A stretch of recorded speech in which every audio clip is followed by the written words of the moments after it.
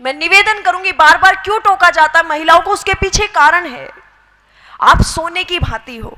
वो कहती कि पुरुषों को भी टोकिए, ये भी तो शॉर्ट्स पहन करके गली में वॉकिंग करने के लिए चले जाते हैं, हमें क्यों टोका जाता है? तो ध्यान देना, इसके पीछे बहुत गहरा रीजन है, शायद आप समझ पाओ। पुरुष एक लोहे की भांति है, लोहे से तुलना की गई है पुरुष की, लेकिन महिला एक हीरे की भांति है, एक गोल्ड की भांति है, सोने की भांति है। आपने देखा होगा, आप यहां से बाहर निकलेंगे, लोहा आपको कहीं भी पड़ा मिल जाएगा। जहां कहीं भी आपको पता चले कि लोहे का काम यहां होता है, तो दुकान से बाहर पड़ा हुआ है, कहीं भी रास्ते में पड़ा हुआ मिल जाएगा, उसकी कोई देखरेख के लिए सिक्योरिटी वगैरह नहीं है।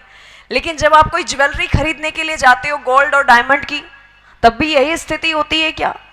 कवर करके रखा जाता है, और कवर ही नहीं, ओवर सिक्योरिटी में रखा जाता है। साइरेंस यूज हो जाते हैं जैसे ही कोई टच करता है। लेकिन यहां स्थिति विपरीत आई, आप सोने की भांति हो। और मुझे समझ नहीं आता कि हमें छोटे ड्रेसेस पहनने में ही क्यों स्वतंत्रता चाहिए? हमें पढ़ने के लिए स्वतंत्रता क्यों नहीं चाहिए? हमें बाहर निकलने के लिए स्वतंत्रता क्यों नहीं चाहिए? हमें कुछ अचीवमेंट्स लेने के लिए स्वतंत्रता क्यों नहीं चाहिए? क्या छोटे कपड़े पहनने से ही स्वतंत्रता मिलेगी हमें?